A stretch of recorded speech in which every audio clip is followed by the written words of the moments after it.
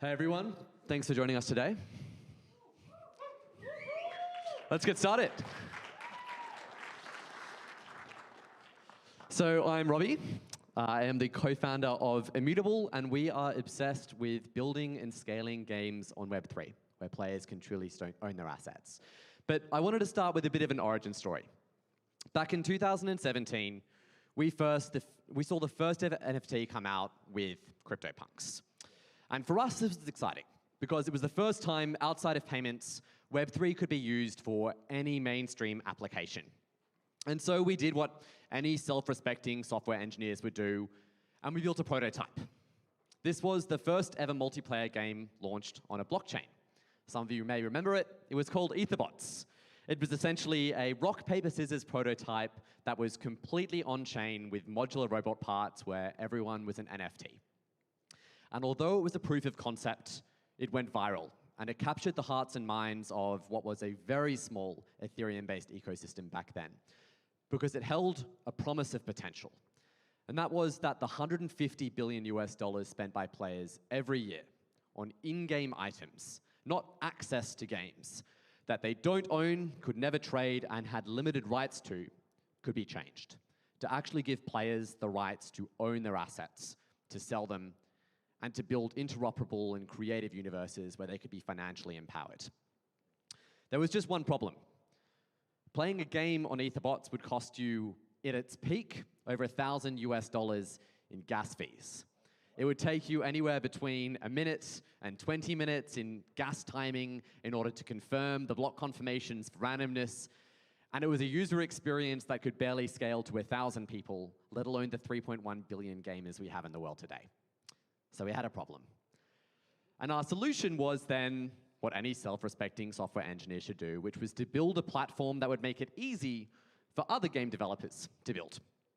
And for us, taking a leaf out of the Steam playbook, where they built Counter-Strike Go and then leveraged that into a Steam platform today, we decided that we would build a game that showcased the potential of Web3 for everyone.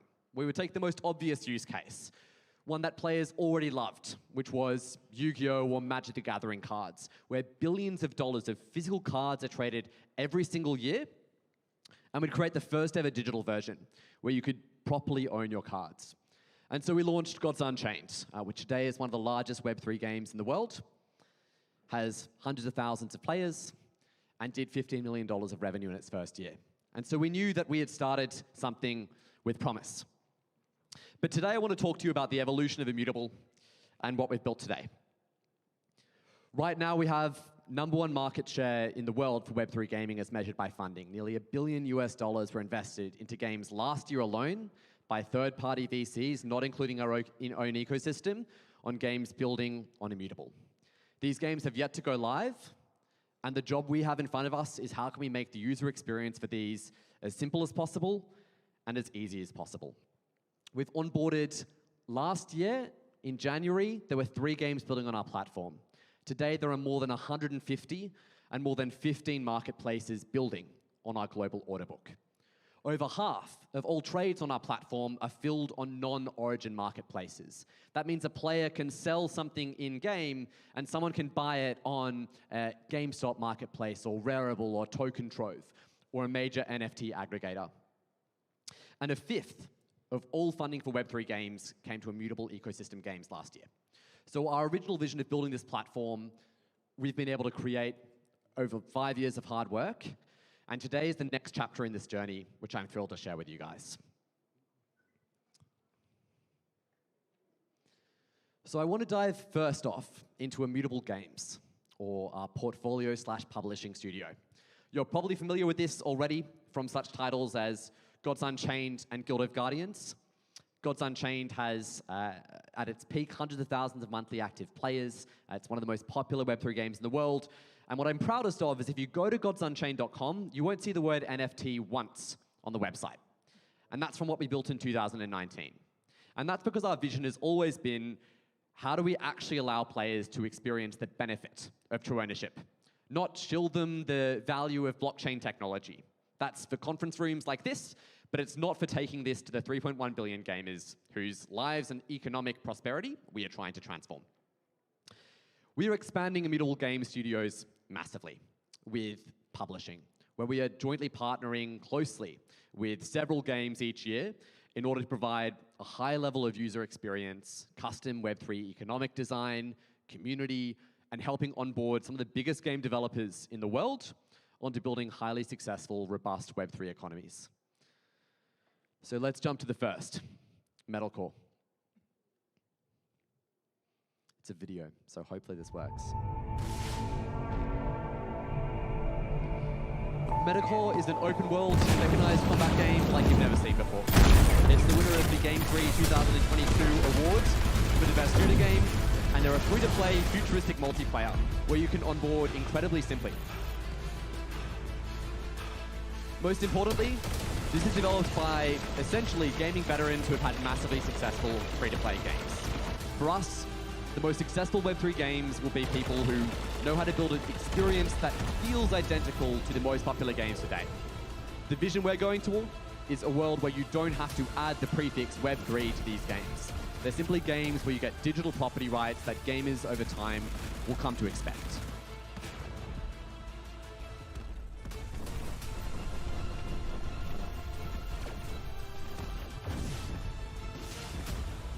The audio is very soft, but it's exciting.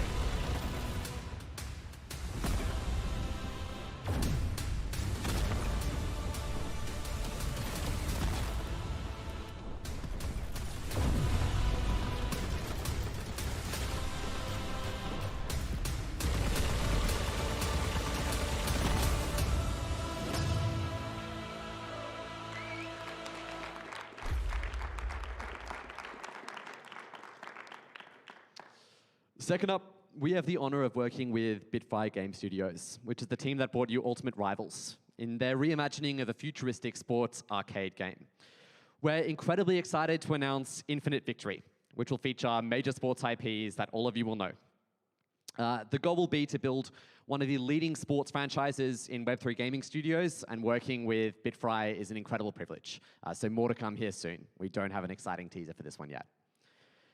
And finally, Bazooka Tango is working with Immutable to create Shardbound. And actually, as of this morning, pre-registrations are open. This is a turn-based tactics strategy game that combines board-based strategy with essentially the depth of a CCG. Obviously, we have a lot of expertise here, and we're really excited to bring the best of the economics and IP we've learned from Gods Unchained to what will be an incredible gaming experience. Again, the goal with this is to build a game which has completely mainstream user onboarding and where you can't even notice it's a Web3 game under the hood. That is Immutable Studios. Next, I'd love to touch on, thank you, Passport. The biggest problem in Web3 today is user onboarding. And the reason this matters so much is if you look at any game, games compete on one thing, which is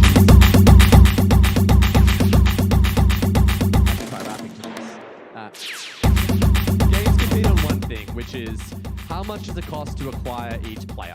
You then have things like retention and monetization to measure it post that. But the biggest problem today is you sign up to a Web3 game and you have a few options. You can either go full self-custody, which we think is incredibly important. If you look at FTX, if you look at what's just happened with SVB and Signature Bank, and the huge losses that were imparted upon, ultimately, at the end of the day, users and depositors, not the big companies. And our vision is a world where you can have complete self-custody, complete security, but you never touch a seed word. You never touch a private key. And this is what Immutable Passport is. It uses brand new architecture to effectively have complete self-custodial onboarding, but you can sign up with an email or OAuth. And this is a brand new innovation of what previous custodial wallets have been able to achieve, because we don't have to spin up a unique wallet for every single game. This means you can use the same wallet and the same user funds across every single game you're building on. So we're bridging liquidity between games and between rollups to create the one-stop shop for players. This is the key final piece of architecture that's been missing to allow the billions of gamers today to onboard without even knowing this is Web3 under the hood. So we're incredibly excited for Immutable Passport. Finally, I'd love to touch on our roadmap. We've made some massive progresses. So the first thing we want to touch on is that Immutable Passport will be fully live in production next month. And so this will mean you'll be able to sign up to any Web3 game integrated with multiple wallet ecosystems, incredibly simply with only your email. At launch, we're going to be supporting third-party ecosystems like MetaMask through wallet linking, and you'll be able to sign on with a bunch of other vendors as well. Now, of course, Unity, you may have seen our announcement 1 month ago. We're extremely excited to be launching our SDK integration and our partnership with Unity. And what this will basically mean is that inside the client, you'll be able to have instant SDK access to minting or creating of economies with Immutable's SDK inside Unity itself. Unity powers over half of all game developers today, tens of millions of them, and this is the key next step in order to onboard hundreds of thousands of game developers onto Web3.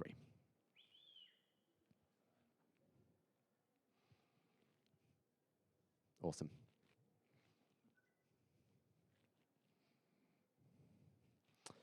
Finally, I would love to touch on one of the biggest announcements we have here today, which is ultimately, Immutable stands for Web3 gaming, and our goal is how do we onboard and make this the default for everyone who plays. But for too long, people have been able to having to decide between multiple competing architectures or solutions. And ultimately, this is wasting time, it's wasting energy, and it's wasting the resources that could be spent on building better games for players every single day.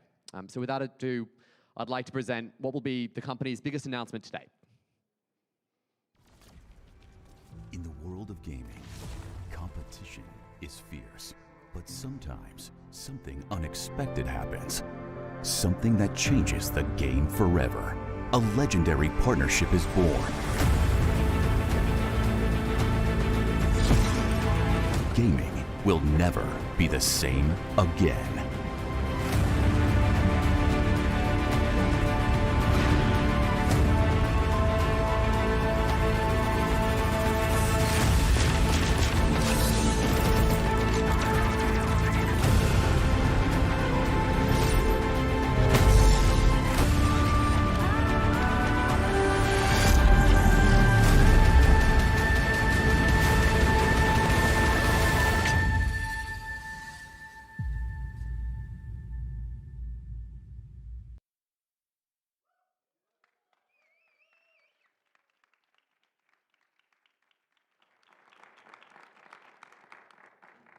Awesome. So incredibly excited to announce the Immutable Polygon partnership. And actually, we'll be inviting some special guests, Kylie Riley and Ryan White, up to the stage to come discuss it with you guys.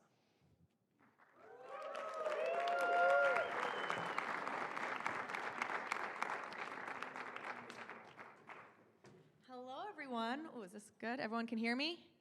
Yeah. Woo! Everyone having fun at GDC? Yeah. There we go, in rainy San Francisco.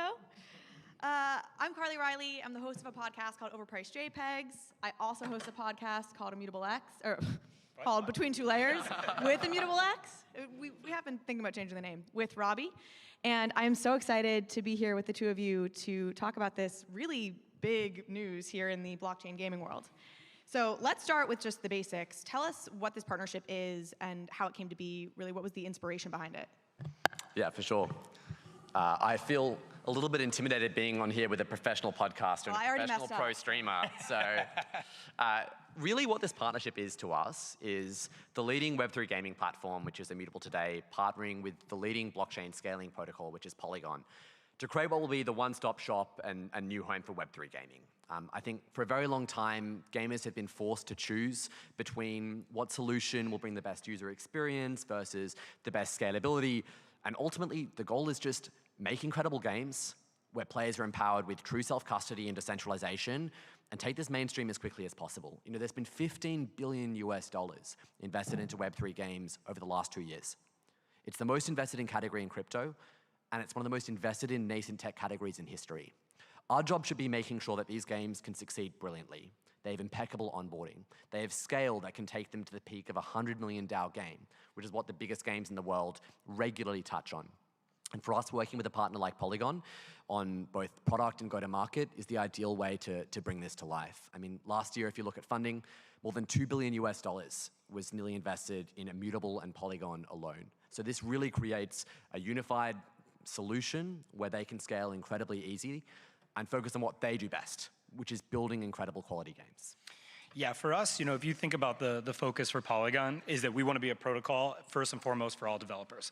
And so whether we're working with somebody like Starbucks or Nike, or we're working with a small project that's building, we really care making sure that we have this great protocol that can scale, that anybody can plug into, anybody can build on it.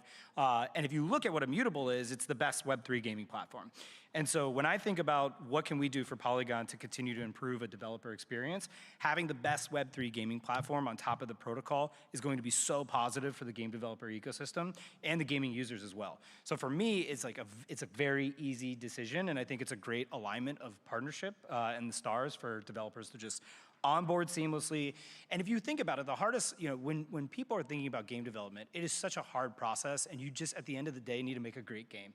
And if you think about all of the capital that's already injected into the games business and the games industry, just trying to nail a game and make it fun is very challenging. And so we want to abstract away any other issues, right? Just like the way you think about leveraging, maybe AWS or cloud for your multiplayer infrastructure experience. Now you can think about a really easy, seamless way to plug in where you have marketplace and wallet and actually just build this marketplace for, users that actually own their assets and make it very seamless and not have to think about the crypto and kind of some of the the jargon that comes with it. It should be a really easy experience for developers to plug in. It should be very easy for users as well. It hasn't been that case up until now, and we actually think now this offers, a great end-to-end experience. You're starting to get at this by saying you just want the best experience, game-wise for developers. But how does this plug into both your long-term game strategies for your various platforms? Yeah, look, my whole background has been in gaming. I'm very passionate from a gaming perspective. The reason I, left Google to go into this wild industry of Web3 was that as somebody that, sees that more and more folks are spending money on digital assets, as you see that is becoming more of a core part of game developers' business. I think over time what you'll see is gamers want more ownership and autonomy over these things. They're spending a lot of money per person, per player on this, and it's a very one-direction kind of relationship with the game developer and the user. And that's worked for a while, it's been great, but I also think you're gonna see an inflection point where there will be more focus and emphasis. If you buy something, you deserve to own that item, whether it's Nike shoes or a AK-47 cosmetic skin, right? So I think this is gonna be a big part of it, and really all blockchain really is just effectively a product feature for game developers to tap into. I think we've made too much over Web3, over NFTs, over so forth. It's a very simple concept. You just leverage it like you would leverage cloud infrastructure to kind of build out these ecosystems. For us, to kind of go back to the question, I think it's just a really big part of what we believe in which is giving rights back to users. I think the internet has long had this kind of conundrum where you have walled gardens and you have a disproportionate amount of power that's being driven by, large tech who have been able to kind of capitalize on the walled gardens on the internet. And I think over time, you have to give more of an emphasis for the users. So I just think what you're starting to see is a little bit more of blockchain kind of running parallel as a product feature of the internet. Not everything needs to be on it, but this will be a big part of it. And so, when we think about, users having more autonomy over ownership, whether, again, it's their Starbucks rewards or it's something that they're doing from a Nike digital perspective, gaming is at the core part of it. And gaming is a very important part of, Polygon's mission. And we think this is like kind of caps that off in a really great way. Yeah. How about you, Robbie? Yeah, plus one to that. I think there's a few things, right? Which is, I think the part of the reason this is so complementary is that right from the very beginning, both Polygon and Immutable had a very similar vision with respect to where should people build. And that was, don't create an Ethereum killer, don't create a competing L1, use the thing that everyone already wants to use. Ecosystem first, community first, liquidity first ultimately, which is how do you maximize volume for games? How do you create the best prices for players? And so I think that was a really native synergy here, which is like a very Ethereum-centric way of scaling the future. And I think the second thing is a complete commitment to the belief that the first mainstream breakout category for Web3 is going to be gaming. If you look at Web3 on any basis, we have roughly 30 million monthly active users. It's nothing. One breakout hit will triple Web3's user base overnight. And it will do so in a way where people aren't understanding or interacting with the technology directly, because that's ridiculous. It's like shilling people HTTPS or AWS between Google Cloud or Azure. What people really care about is the benefits they receive. And for me, the reason that this was such an obvious place to start is Counter-Strike Go. Do we have any CSGO players in here? Yeah, good show of hands. And I think if you remember, there was a third-party marketplace called Opskins back of the day. I think it was worth a few $100 million. There was hundreds of millions of dollars trading on this every year. And Steam made one change, which was they basically shut down trading to a maximum of once per week. And I always bring up this example anytime people say, well, why can't you just use a database? And it's because people try database systems all the time, and those systems regularly screw over their players. Hundreds of millions of player hours and millions of dollars spent by users went to zero. Opskins, a $300 million company, went bankrupt, belly up, because of the changes that Valve or Steam implemented on this day. And so for us, the most important thing is creating a system that we can't control, one where players can actually own, at the end of the day, their assets. Even if it's not for profit, even if it's not for speculation, what we believe in is trading things for a buck that you might want to trade because, hey, this is how you used to trade things as kids for Pokemon or Magic cards. So I think bringing that utility and that use case to Web3 is extremely exciting. Is there a tokenomic tie-in for this at all, Robbie, when you think about Immutable and what you guys are doing here? Yeah, there absolutely is. So I think one of the really exciting things for us is, for a very long time, and we'll obviously be continuing our StarkX application, but it's an app-specific roll-up, so it doesn't have smart contracts. And the limitation of that is we've had very limited tokenomics, which has been, it has a lot of utility, but it's very limited in one particular dimension. Because we're now building on this open immutable ZK EVM with Polygon's tech, we can now have a huge, essentially, overhaul of IMX utility. And the first thing in what we're announcing today, and obviously it's more for the Web3 crowd than the gaming crowd if you're in this room, is we'll basically be allowed to use IMX as the native gas currency of immutable ZK EVM for the first time ever. So this is essentially like adding on, the core utility of a Solana or an Aptos, which means it'll be used to regulate transactions and sequence transactions on the network. And of course, Matic will be used as our staking token on this, plus all our custom ZK EVMs. We're here at GDC. There may be some blockchain skeptics, maybe in this room, but certainly probably at this conference. There's none here at GDC. What do you mean? Definitely not. Yeah. Why does blockchain matter for games and game studios? Yeah, I think Robbie actually touched on it pretty well. At the end of the day, when you think about you're purchasing anything, right? Say you're purchasing, again, like a pair of shoes from Nike. It's really not Nike's business at that point, what you do with those shoes, what you decide to do with them, how you think about it, right? And so the problem with centralized databases as well is they still have a lot of control over it. And so in that same kind of setup, Nike can be like, well, you can have those shoes, but I'll tell you what you can and can't do with them. Yeah, I'll let everyone know that you own them, but I'm really gonna limit what you can do with them. And so I think it's really important in general that you have like a third-party infrastructure where once the purchase is made, that it kind of can sit there where universally everybody's on that. And so that's what I kind of think of from a blockchain perspective, why it's really good. It's like an intermediary between the person selling the digital asset and the person that's owning it, and that way that it really can be genuinely owned by that individual. And so that's really important because, for me, growing up, I was a huge Counter-Strike player my whole life, even playing Valorant all the time now. And look, like somebody just spent $160,000 on a Counter-Strike skin last week, right? You have, Valve or Steam can do whatever they want with that, right? You can't do anything with it. You can resell it into the marketplace, but then that money stays inside of the walled garden of Steam. And that's cool, right? That was pretty innovative for them to do. We just got to move past that now, right? Like, what is the next iteration of that? How do you evolve past that? And not everything is made for, I think there's a lot of hyperbole in the space. There are so many great games that never need to touch blockchain, right? And I think oftentimes we speak it's going to do all this for everything. It's not. You look at games like God of War and Last of Us, that shit should never be on chain, right? It makes no sense. It doesn't need to be, right? But I think when you have a lot of this, this movement in these games as a service or platforms as a service where the model is on free to play and is heavily relying on people buying digital items and cosmetics and skins, you can't just continue to have this one relationship direction where it's like, I'm gonna let you buy this and I'm gonna provide a license to it. And so I think games are starting to think about different ways to leverage players and how to give value back to players. Dead Drop is a great game from Midnight Society where they're really showcasing how do you actually have this open game that anybody can play. They don't need to actually be on, aspects of on-chain and can still have fun with it. But then they have like a founder pass that's really important. And from that founder pass, because these early adopters were involved, I spent like $50 on it. But this Founder Pass has a bunch of different cool stuff. It lets you vote and be a part of the game development. It lets you get early access to some of the builds that they have. Super cool merch, exclusive events. It's really fun. It's a cool pass. Now that pass is selling for like $1,000. So as a player, you can be like, screw that. I bought this pass because I'm in it for this game. I'm in it for the long run. I don't want to sell it. But the fact of the matter is they invested their time, money, and energy early in this game, right?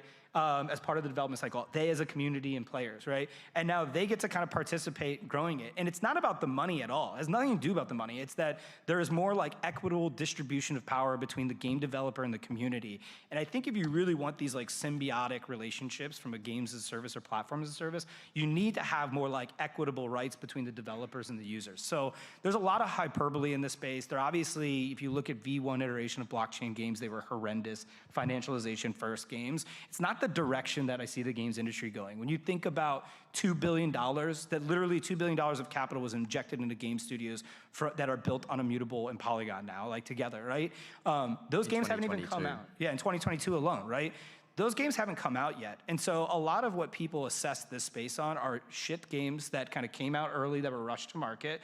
But those who are seeing, okay, there's these underlying mechanics in which you can kind of have more distribution of power between the gamer and the developer, they see that, and now they're actually starting to think about really smart, unique ways to build that in. And this is not gonna stop. Like, announcements are gonna keep happening. Large game Square Enix is building on Polygon now. More game publishers are gonna be announcing that they're building on, on chain. It's obviously really starting in the East, will continue to come to the West. And so this is happening. It's not gonna stop. It's kind of that ship has sailed. And so like now, how do we actually have really great games that tap into it? So I'm very excited about directionally where it's going. I want to double down on one thing Ryan said there, which is incentive alignment. Ultimately, the most important thing is not true ownership. It's what incentives does that ownership create? Because at the end of the day, anyone can implement NFTs in their game and then deprecate that game. So what? They don't have to maintain the value. What it does change is the fundamental business models that will be successful in this universe. And those business models are much more pro-player. There's a fundamental incentive alignment between the people building these economies and the people playing these economies. And look at the incentives of the gaming industry today. Warzone 2 made everyone's assets in Warzone 1 valueless so that they could milk another $1 billion. We have Counter-Strike Go deprecating people's assets, even though people want to spend $160,000 on it. People are so desperate for governance and protection over what is an incredibly meaningful part of their lives that literally, EVE Online has a delegation of 10 to 15 players every year who fly out twice a year to the headquarters to review changes to the economy and survey code being updated in that game. That is the protection that we're giving players. And the best example I can give of this is, if anyone played Magic the Gathering with physical cards back in the day, there's, I'm sure, a ton here, myself included, although Hearthstone was more my game because I'm a normie. But Magic the Gathering trades tens of billions of dollars of assets every single decade. They have an estimated secondary market cap of $20 billion US. And if Magic the Gathering didn't have to monetize by issuing new primary assets every year, they would no longer have to devalue the old assets by making new and more powerful sets. They could simply improve the experience of the game through whatever means necessary and improve economic volume over time while taking clips on secondary trades. And that incentive alignment is so much better for players because it preserves historic value and creates this ongoing economy and shared unified strategy. You know, last year in the middle of the bear run, Illuvium sold $72 million of land on Immutable, and all of that revenue went back to the players and owners of Illuvium the game. There is not a single other industry in the world, save the fewer than 100 cooperative companies that are really mainstream today, where you can say that of. And this is the vision we're pushing towards. The world is becoming increasingly digital. Gaming is now bigger than music, movies, and TV combined. We're either going to end up in a world where this is owned by Meta and you're charged 52% on it, or Apple and it's 30%, or we're going to end up in a world where it's decentralized. People themselves can have rights and ownership to it, and this incredibly core part of people's identities, they can actually have property guarantees over. How does this partnership in particular help the game studios and gamers? I think with gamers we've outlined, but with game studios, I think I go back to it's not been easy to put together all the different things needed to actually ship a game that has an aspect or all of it on chain. I think it's, it requires like an additional technical prowess for these teams. A lot of these teams want to be nimble. They want to just have people that make great games inside of them.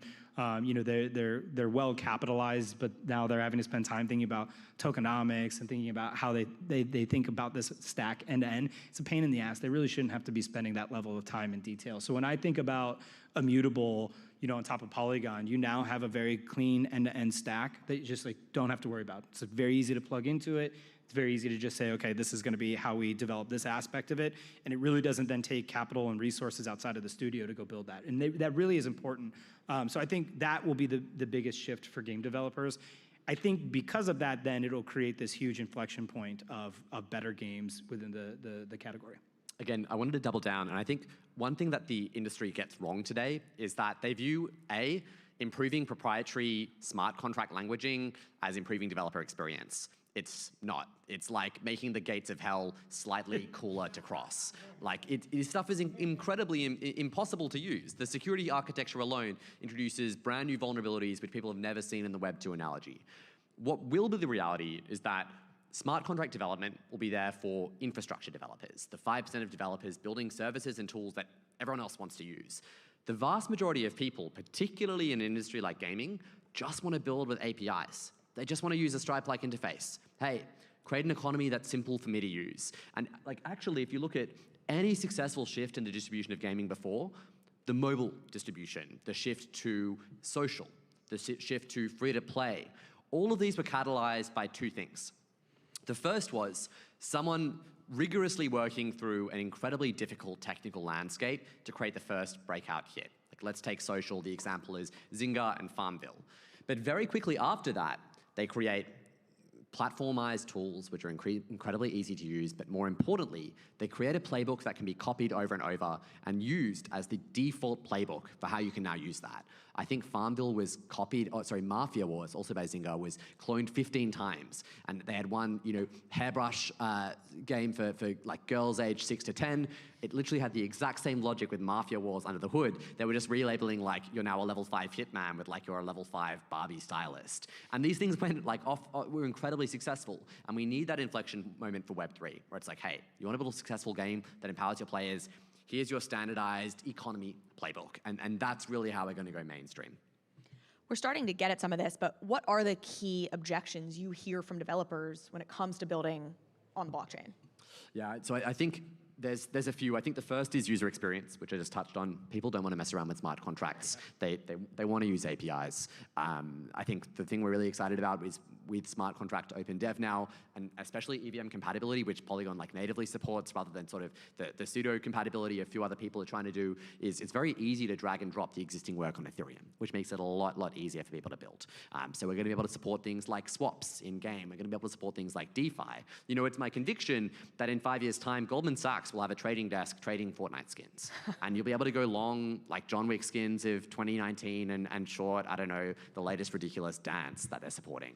And this is a reality. We have futures on pork knuckles. Anything with a sufficient primary liquidity market gets these markets. And this is excellent. It creates really interesting environments. It creates support for people to create more interesting games. We only got the McChicken nugget because Ray Dalio managed to create a futures market on core ingredients, which gave McDonald's sufficient stability to create that. Now, think about applying those same principles to what people can do with gaming. And suddenly you can support a whole long tail of games and ecosystems that were never before economically viable.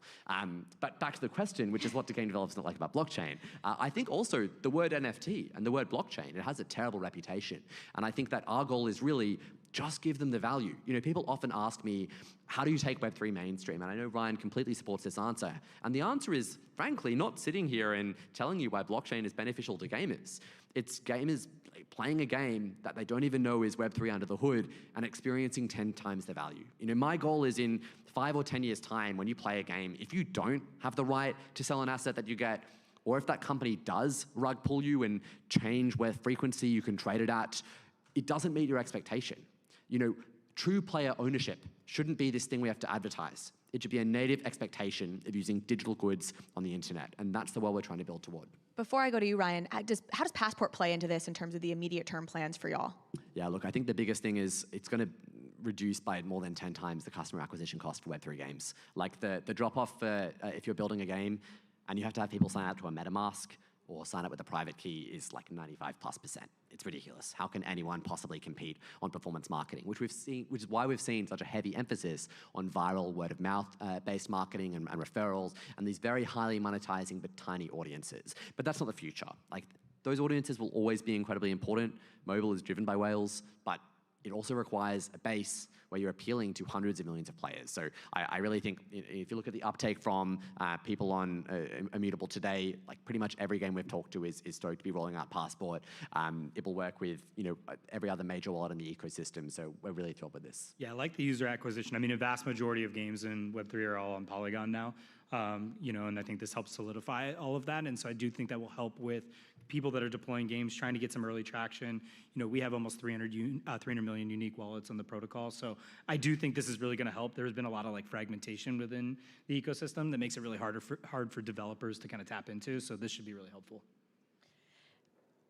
Final questions for y'all. Ryan, what do you want the folks in this room and anybody watching on the live stream to take away from this partnership and what y'all are doing here? Yeah, look, we care very deeply about game developers. We really understand all sides of this perspective. I'm pretty empathetic with why we experience backlash and, a lot of where we've had shortcomings. The tech has been, pretty early in its infancy. I think now we're hitting, again, an inflection point where that's no longer the case. And so I'm really excited for us to, unveil to the world all of these different things that we're building across all these different verticals, and clearly gaming being one of the most important. I'm really excited now that we've got the best gaming platform that's supporting Polygon and really helping the developers out. So it's a big moment for us as an industry, and really excited for honestly everybody that's participating in it, because I know it never is short of challenges in this space, both with commentary as well as bad actors that we've had to experience. And so I think we keep moving now in the right direction of weeding that stuff out, making the narrative much more easier to understand, making sure we're actually adding meaningful value for developers and users. And I feel like we've made tremendous progress. We have a lot of work to still do, but this is one big step moving in the right direction. Robbie, how about you? What's the big takeaway? Yeah, I agree. Look, for us, this is pretty simple. This is the end game. I think when we started in 2017, we started looking for what scaling infrastructure would support our requirements to have billions of gamers. And we investigated everything. We built prototypes of state channels, which never worked out. We looked at plasma chains.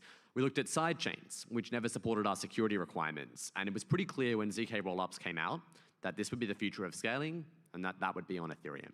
And for us, integrating Polygon ZK EVM, working with them on going to market, is really the unified stack that gives us the end game that allows us to say to game devs, hey, we're ready to go mainstream.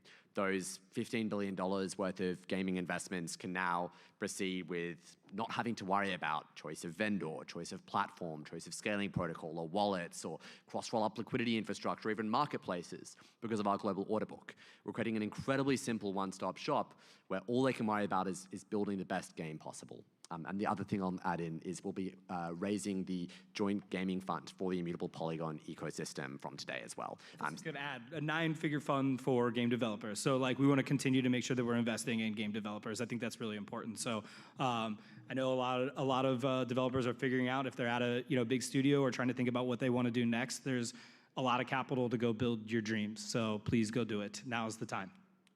Awesome. Thank you all so much. Thank you, Ryan. Thank you, Robbie. Rising tide lifts all boats. Really excited that y'all are doing this for gaming and for blockchain. Thank you all for being here.